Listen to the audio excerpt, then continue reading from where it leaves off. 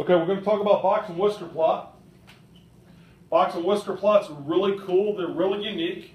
The great thing about a box and whisker plot is each section is 25%.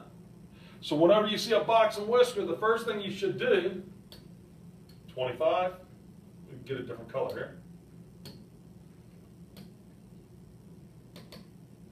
25, 25, 25, and 25. Now, always label your box and whisker. The lowest number on your box and whisker, this is going to be your minimum point. And what I'll do is I'll rewrite an entire box and whisker for you.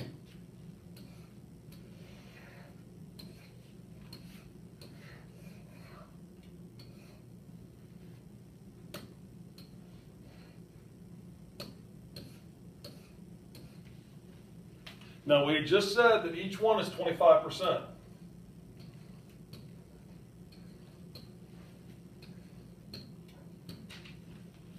Your left-hand side, this is your minimum point. Now, when we're doing statistics in the calculator, when you go into calculating statistics, you're going to see certain letters and numbers. Your min is always going to be listed as min x. This first line you come to, this is your Q1, or your first quartile. The middle line that you're going to come to, this will be your median, which is MED. Sometimes you'll see it as Q2.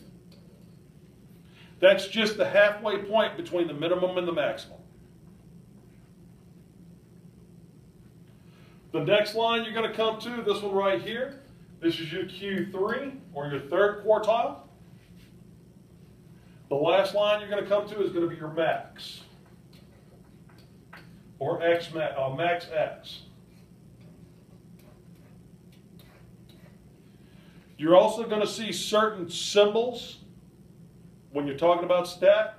You're going to see X bar. This is your mean. One other one you're going to look at, sigma, which is a 0 with a tail on it. This is your standard deviation.